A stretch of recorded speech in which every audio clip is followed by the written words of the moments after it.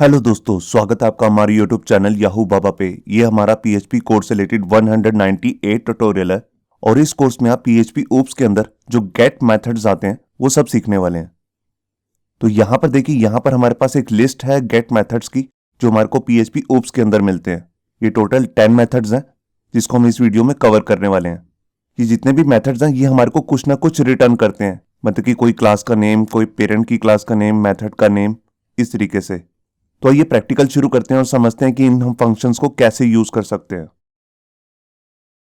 यहां देखिए, web editor के अंदर मैंने अपनी एक फाइल बना ली है जिसका नाम मैंने रखा है getfunctions.php और इसके अंदर यहां पर मैंने एक क्लास पहले से ही बना के रखी है, माई क्लास, जिसके अंदर कोई कोड नहीं है अभी, और इसका एक ऑब्जेक्ट भी बनाया है, ये देखिए। तो यहाँ पे जो हम सबसे पहला वाला फंक्शन सीखने वाले हैं उसका नाम है गेट क्लास। ये फंक्शन जो है बेसिकली हमारे को किसी भी क्लास का नेम रिटर्न करता है अगर हम उसमें उसका ऑब्जेक्ट पास कर दें। तो देखिए, मैं इसके लिए क्या करता हूं, मैं यहां पर एक पहले मेथड बना लेता हूं और इसका नाम दे देता हूं नेम, और यहां पे एक मैसेज प्रिंट करा देता हूं क्लास नेम। और इसके बाद यहां पर हम अपना मेथड को यूज करेंगे जिसका नाम है गेट क्लास। अब यहां पर मेरे को बेसिकली ऑब्जेक्ट पास करना होता है, तो उसके लिए मैं यहां पर ले रहा हूं $this नाम का वेरिएबल। तो जिस भी हम ऑब्जेक्ट के लिए सिर्फ कॉल कर रहे होंगे मेथड को, तो उसका नेम ऑटोमेटिकली यहाँ पे पास हो जाएगा और ये हमारे को रिटर्न करेगा उसकी क्लास का नेम। अब इसके बाद मैं इसमें एक एंटर डाल देता हूँ, मतलब कि /n नेक्स्ट लाइन के लिए। अब मैं बाहर से जाके इस मेथड को कॉल करना चाहता हूँ, तो इसके लिए मैंने ऑलरेडी एक ऑब्जेक्ट क्रिएट किया हुआ है obj। तो मैं इस मेथड को कॉल कर लेता हूँ जिसका नाम है नेम। तो यहाँ पे मैंने फाइल को सेव किया और यहाँ कर फाइल को रिफ्रेश, ये देखिए यहां पर इसने नेम रिटर्न कर दिया माई क्लास। अभी जो ये मेथड है गेट क्लास, इसको हमने क्लास के अंदर कॉल किया है, इसको हम क्लास से बाहर भी कॉल कर सकते हैं। उसके लिए देखिए हम यहाँ पे क्या करेंगे, यहां पर मैं इको लिख लेता हूं और यहां पे लिख देता हूं क्लास नेम इज, और यहां पे ये दोबारा से मेथड कॉल कर लेता हूं जिसका नाम है गेट क्लास।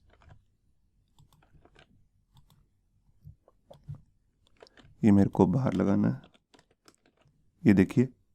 और यहां पर मेरे को दिस की जगह पे क्या पास करना है, ऑब्जेक्ट। तो हमारे ऑब्जेक्ट का नाम है obj, तो उसको मैं यहां पे डाल देता हूं, ये देखिए। तो यहां पे मैंने फाइल को सेव किया और यहां के फाइल को रिफ्रेश, ये देखिए दोनों में ही हमारी क्लास का नेम आ रहा है माई क्लास। तो हम कहीं से भी इस मेथड के अंदर ऑब्जेक्ट पास करके ये पता लगा सकते हैं ये कौन सी क्लास का ऑब्जेक्ट है। अब इसके बाद हम अपना सेकेंड फंक्शन देखते हैं जिसका नाम है गेट पेरेंट क्लास, जो हमारे को बेसिकली किसी भी पेरेंट क्लास के बारे में नेम रिटर्न करता है। तो उसके लिए हमारे को यहाँ पे दो क्लासेस बनानी पड़ेंगी।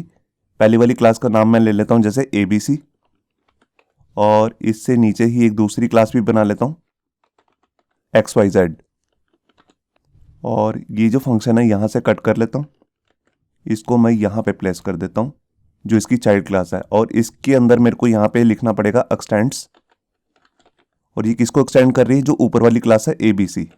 तो ये इसकी इनहेरिटेड क्लास है XYZ।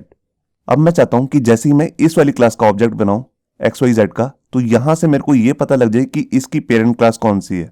तो देखिए मैं यहां पर माई क्लास की जगह पे लिख देता हूं XYZ, और इसका मैं मेथड कॉल कर रहा हूं नेम। इस वाली लाइन को मैं कमेंट कर देता हूं और यहां पर मेरे को मेथड का नाम डालना है जिसका नाम है get parent class, get underscore parent underscore class. तो इसके अंदर मैंने यहाँ पे पास कर दिया दिस, मतलब कि एज ए ऑब्जेक्ट। तो ये मेरे को पेरेंट क्लास का नेम रिटर्न करेगा। तो यहाँ पे मैं लिख भी देता हूँ मैसेज में पेरेंट क्लास। तो यहाँ पे मैंने फाइल को सेव किया और यहाँ आकर फाइल को रिफ्रेश, ये देखिए इसने रिटर्न कर दिया जो पेरेंट क्लास है इसकी वो है ABC, जबकि मैंने ऑब्जेक्ट किसका बनाया है XYZ का जो चाइल्ड क्लास है। तो इससे हमारे को ये पता लग जाता है कि इसकी पेरेंट क्लास कौन सी है। हम इसे बाहर से भी कॉल कर सकते हैं।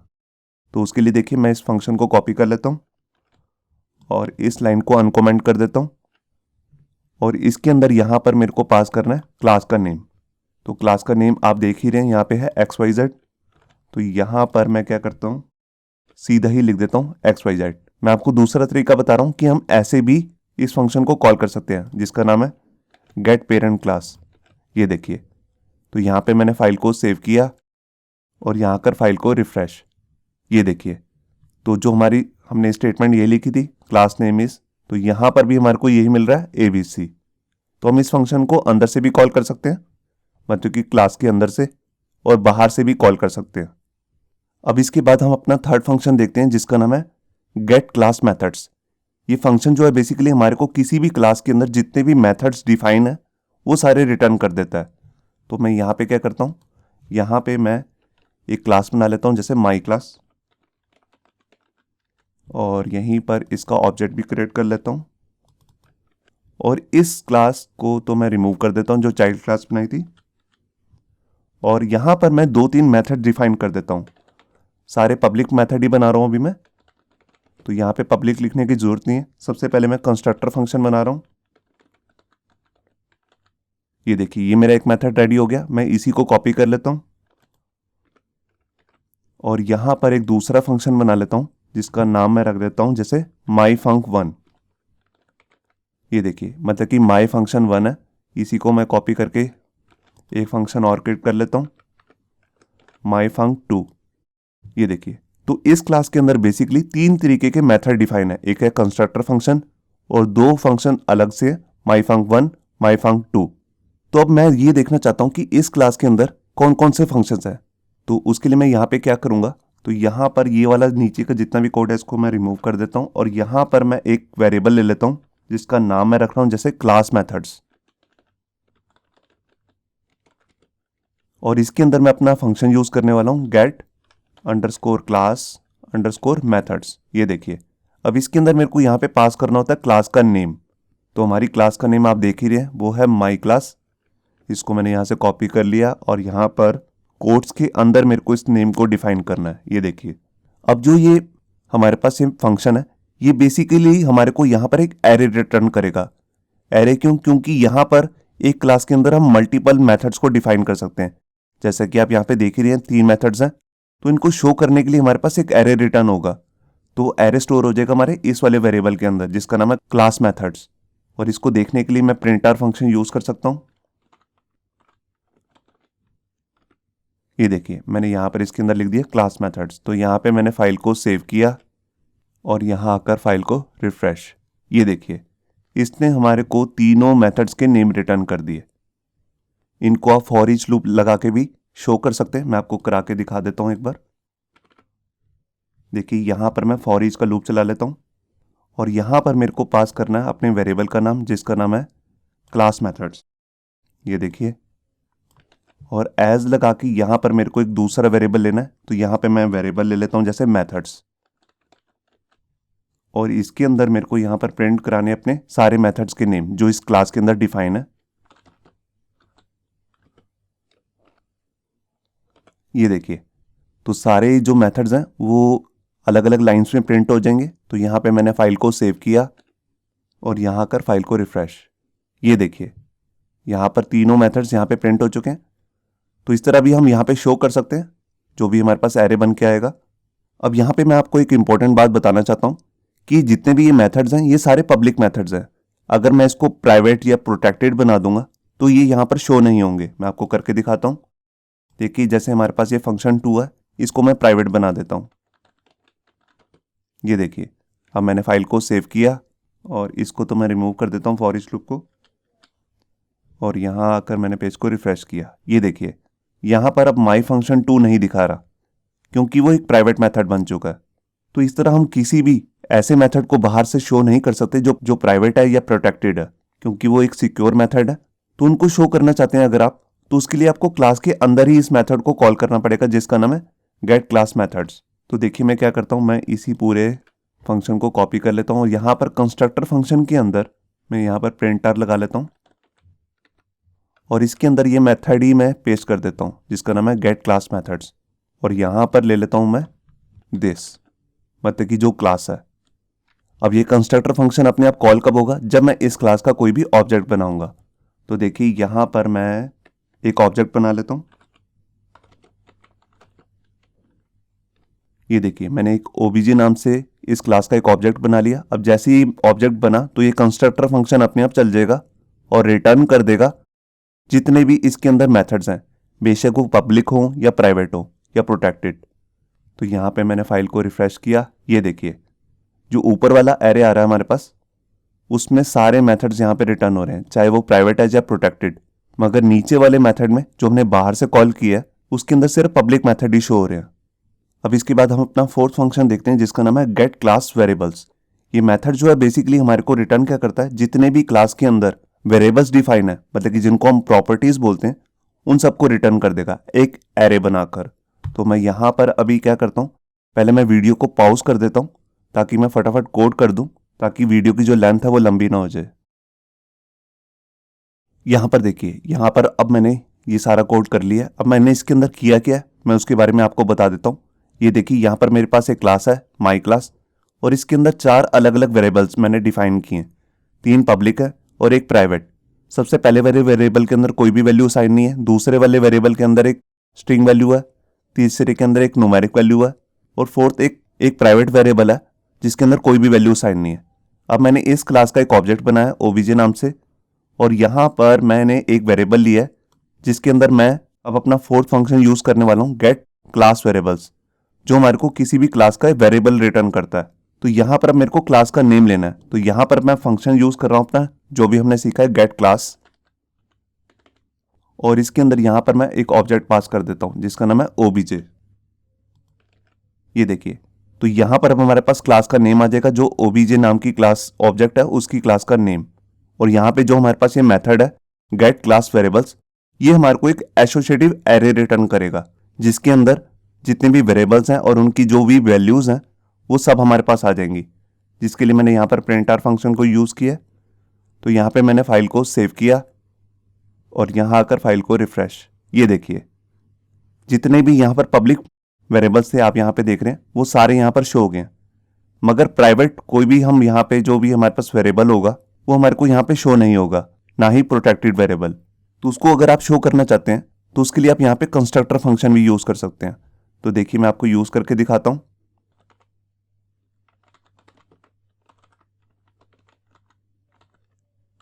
और यहां पर मैं प्रिंटर फंक्शन ले लेता हूं और इसके अंदर यही वाला अपना जो पूरा मेथड है इसको यहां पे यूज कर लूंगा।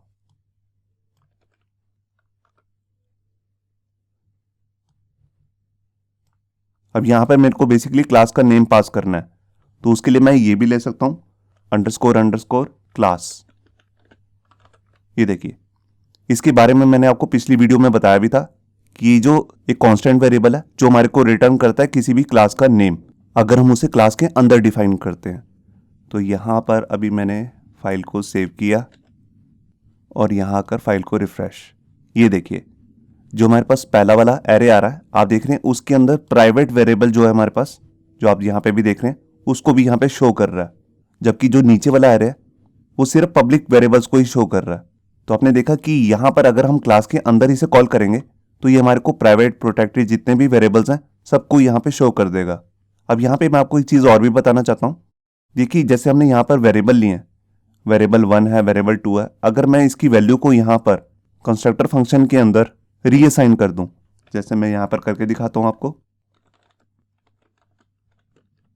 और इसकी वैल्यू देता हूँ जैसे कोई स्ट्रिंग वैल्यू वाव, और इसी को डुप्लीकेट करके यहाँ पर जो दूसरा वेरिएबल है वेरिएबल 2 उसकी वैल्यू कर देता हूँ याहू। तो देखिए, जो हमारे पास ये दोनों वेरिएबल थे इन दोनों की वैल्यू मैंने यहाँ पे कंस्ट्रक्टर में डिफाइन कर दी, मगर जब भी हम इस मेथड को कॉल करेंगे जिसका नाम है गेट क्लास वेरिएबल्स, ये हमारे को वही वाली वैल्यू शो करेगा जो बिल्कुल स्टार्टिंग में थी, जैसे कि आप यहाँ पे देख रहे हैं, ना कि ये वाली वैल्यूज। जबकि हम जैसे यहाँ पर ऑब्जेक्ट बना रहे हैं तभी कंस्ट्रक्टर फंक्शन भी चल जाएगा और इनकी वैल्यू ये रीअसाइन हो जाएंगी, मगर ये इनको शो नहीं करेगा। तो यहाँ पे मैंने फाइल को सेव किया और यहाँ आकर फाइल को रिफ्रेश। ये देखिए, यहाँ पर ना वॉव आया ना ही याहू। आप देख रहे हैं पुरानी वैल्यूज आ रही हैं हेलो और 100, जो आप ऊपर भी देख रहे हैं वेरिएबल 1 के अंदर कोई भी वैल्यू नहीं थी। तो दोनों ही एरे में, चाहे वो इनसाइड है चाहे आउटसाइड, उसमें कोई भी वैल्यू असाइन नहीं हुई है। तो अभी हमने जो ये मेथड देखा जिसका नाम है गेट क्लास वेरिएबल्स, इसके अंदर हम क्लास पास करते हैं और ये हमारे को किसी भी क्लास के अंदर जितने भी वेरिएबल्स है उसको रिटर्न करता है। बिल्कुल ऐसे ही हमारे पास सेम एक दूसरा फंक्शन भी आता है जिसे हम कहते हैं गेट ऑब्जेक्ट वेरिएबल्स। उसमें और इसमें फर्क क्या है, उसमें हम जस्ट यहाँ पर ऑब्जेक्ट पास करेंगे और ये उस ऑब्जेक्ट के हमारे को वेरिएबल्स रिटर्न करेगा। मैं आपको करके दिखाता हूँ। देखिए जैसे हमारे पास यहाँ पे 4 वेरिएबल्स हैं। अब मैं क्या करता हूँ, बाहर जाके यहाँ पे अपने फंक्शन का नाम चेंज कर देता हूँ, गेट ऑब्जेक्ट वेरिएबल्स, वैर्स मतलब वेरिएबल्स। अब इसके अंदर मेरे को क्या पास करना है, अपने ऑब्जेक्ट का नेम। तो यहाँ से मैं इसको हटा लेता हूँ और सीधा ही लिख देता हूँ $obj, जो कि हमारे ऑब्जेक्ट का नेम है, आप यहाँ पे देख सकते हैं। और इसको यहाँ पे मैंने शो भी किया, यहाँ पर देखिए क्लास वेरिएबल्स। अब मैं जो कंस्ट्रक्टर के अंदर ये फंक्शन है इसको मैं बंद कर देता हूँ, ये देखिए। तो यहाँ पर अब हमने क्या किया, हमने इस फंक्शन के अंदर ऑब्जेक्ट पास किया है और इस ऑब्जेक्ट में जितने भी वेरिएबल्स होंगे, जैसे कि आप यहाँ पे देख रहे हैं, इन सबको ये रिटर्न कर देगा। ये देखिए यहाँ पर आप देख रहे हैं, ये ऑब्जेक्ट में जो वैल्यू रीअसाइन हुई थी, हमने कंस्ट्रक्टर में की थी, वो भी यहाँ पर इसे मिल चुकी हैं। मगर इसने यहाँ पर कोई भी प्राइवेट जो वेरिएबल्स था उसको डिफाइन नहीं किया। देखिए जैसे वेरिएबल 4 है, इसको यहाँ पे शो नहीं किया। तो इसको अगर आप शो करना चाहते हैं तो इस फंक्शन को, जिसका नाम है गेट ऑब्जेक्ट वेरिएबल्स, इसको हमें क्लास के अंदर कॉल करना होगा। तो देखिए मैं क्या करता हूँ, मैं इसको कॉल यहाँ से कॉपी कर लेता हूँ और यहाँ पर इसको तो रिमूव कर देता हूँ और यहाँ पर दोबारा से लिख लेता हूँ जैसे प्रिंट r, और उसके अंदर मैं इसे पास कर देता हूँ और यहाँ पर मैं लिख लूँगा दिस, क्योंकि इस टाइम पे मेरे को ऑब्जेक्ट पास करना है। ये देखिए, तो यहाँ पे मैंने फाइल को सेव किया और यहाँ आकर फाइल को रिफ्रेश। ये देखिए यहाँ पर सबसे पहला जो हमारे पास एरे आ रहा है, जो इनसाइड से चला है, वहाँ पर वेरिएबल 4 भी आ गया, जिसके अंदर कोई भी वैल्यू डिफाइन नहीं की हुई। तो जब भी आप प्राइवेट या प्रोटेक्टेड वेरिएबल्स को भी शो करना चाहते हैं तो इससे क्लास के अंदर कॉल करेंगे। अब इसके बाद हम अपना 6 फंक्शन देखते हैं, जिसका नाम है गेट कॉल्ड क्लास। तो उसके लिए हमारे को 2 क्लासेस चाहिए होंगी, एक पेरेंट क्लास और एक चाइल्ड क्लास। तो यहाँ पर मैं क्या करता हूँ, ये सारा डाटा रिमूव कर देता हूँ और इस क्लास का नाम जैसे मैं ले लेता हूँ ABC। ये पेरेंट क्लास बन जाएगी और इसकी एक चाइल्ड क्लास भी बनानी है।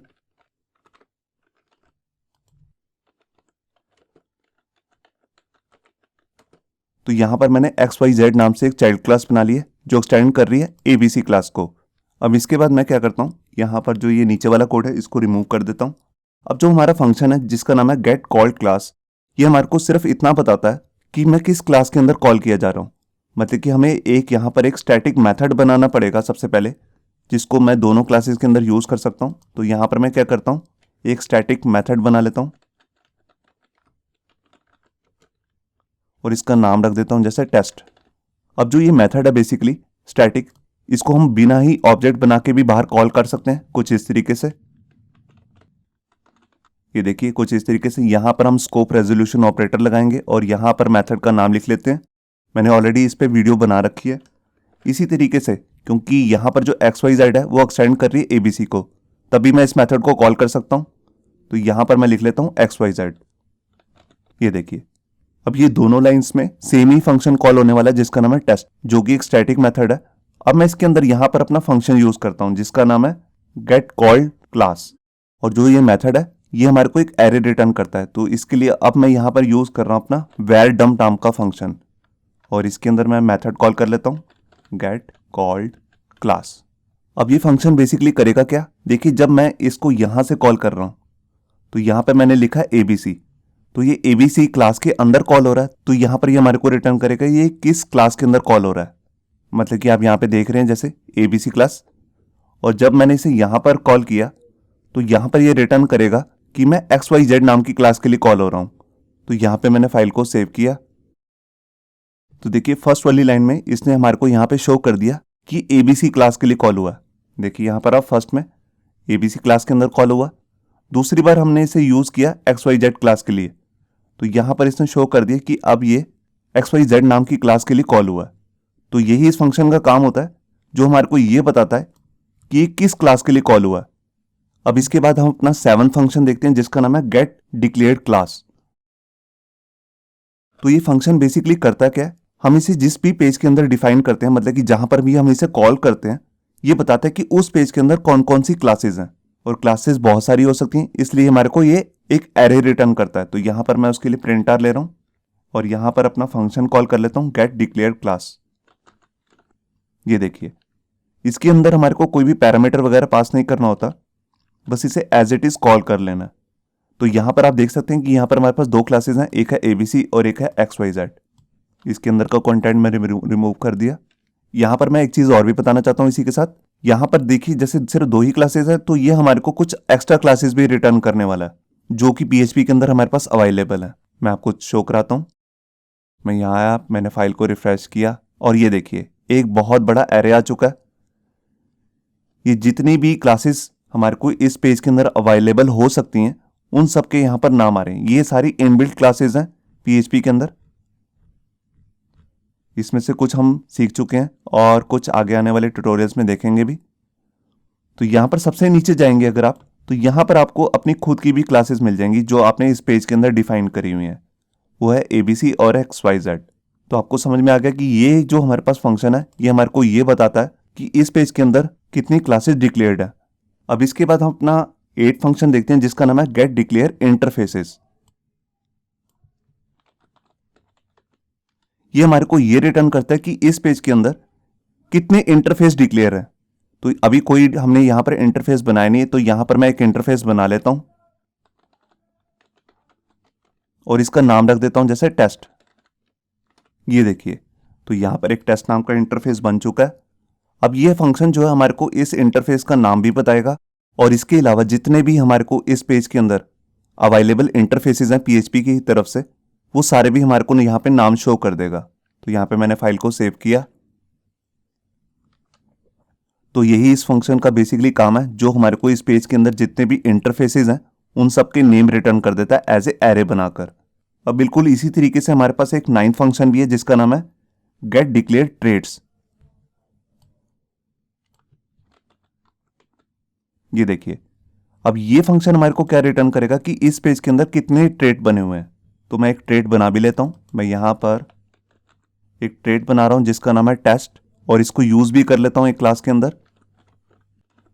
ये देखिए, ट्रेड बेसिकली वो फंक्शन होता है जिसको हम मल्टीपल क्लासेस के अंदर यूज करना चाहते हैं, तो इसे बाहर बना देते हैं हम ट्रेड नाम रख के। तो अब ये फंक्शन जो है हमारे को ये रिटर्न करने वाला है कि इस पेज के अंदर कितने ट्रेड्स हैं टोटल। तो यहां पे मैंने फाइल को सेव किया और यहां आकर फाइल को रिफ्रेश। ये देखिए, इसने एरे रिटर्न किया जिसमें बता दिया एक टेस्ट नाम से एक ट्रेड है। अगर मैं इसके अंदर एक ट्रेड और बना देता हूं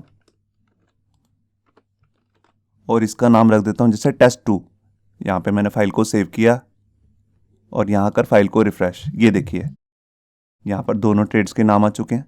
तो यही इस फंक्शन का काम है, गेट डिक्लेयर ट्रेड्स, जो आपको बताता है कि इस पेज के अंदर जो करंट पेज है उसके अंदर कौन कौन से ट्रेड्स डिफाइन है।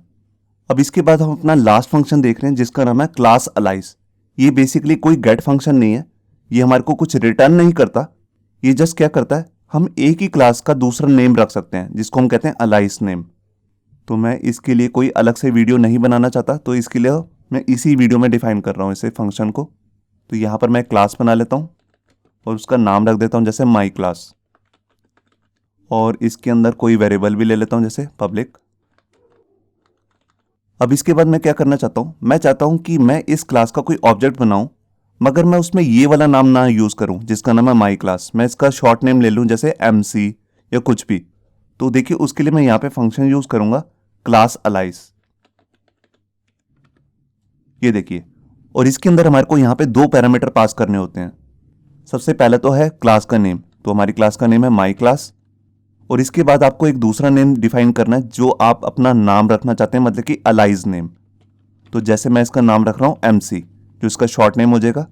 ये देखिए, तो अब मैं इस क्लास का जब भी ऑब्जेक्ट बनाना चाहता हूँ तो मैं इससे भी बना सकता हूँ और इस वाले नेम से भी बना सकता हूँ। तो अब देखिए, मैं नीचे बना के दिखाता हूँ आपको। यहाँ पर मैं वेरिएबल A ले रहा हूँ और यहाँ पे मैं न्यू लिख लेता हूँ और यहाँ पर मैं क्लास का नेम ले रहा हूँ जैसे माई क्लास। मैं आपको दिखा रहा हूँ कि मैं इस नेम से भी ऑब्जेक्ट बना सकता हूँ। और जो दूसरा हमारे पास एक और ऑब्जेक्ट है जिसका नाम मैं रख रहा हूँ B, यहाँ पर मैं शॉर्ट नेम ले लेता हूँ MC। तो ये दोनों एक ही क्लास को यूज करने वाले हैं, जस्ट यहाँ पर ये एक इसका दूसरा नाम है। तो यहाँ पर मैं क्या करता हूँ, यहाँ पर जो हमारे पास टेस्ट नाम का वेरिएबल है इसकी वैल्यू को असाइन करके दिखाता हूँ और उसको शो करता हूँ।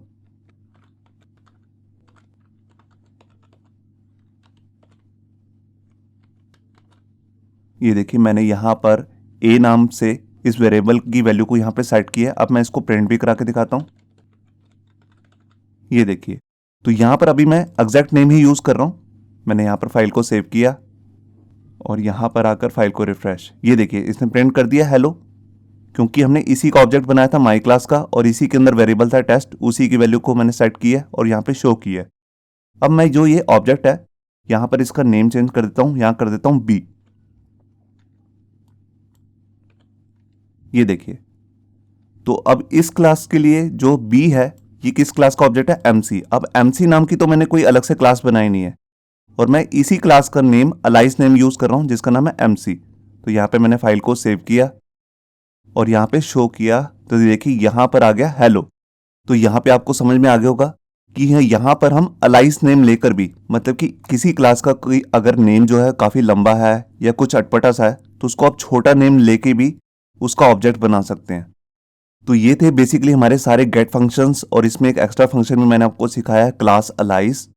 इससे नेक्स्ट वीडियो में हम सीखने वाले हैं कि हम कैसे जो हमारे पास ऊप्स के अंदर ऑब्जेक्ट ओरिएंटेड फंक्शंस आते हैं उससे हम कैसे डाटाबेस की कोडिंग कर सकते हैं। तो उस वीडियो को भी देखना मत भूलिए। होप सो आपको ये हमारा वीडियो ट्यूटोरियल अच्छा लगा होगा। अगर अच्छा लगा है तो वीडियो को प्लीज़ लाइक करना मत भूलिए। अगर आप ऐसे ही रेगुलर अपडेट्स चाहते हैं तो हमारे चैनल याहू बाबा को सब्सक्राइब करना मत भूलिए। Thank you.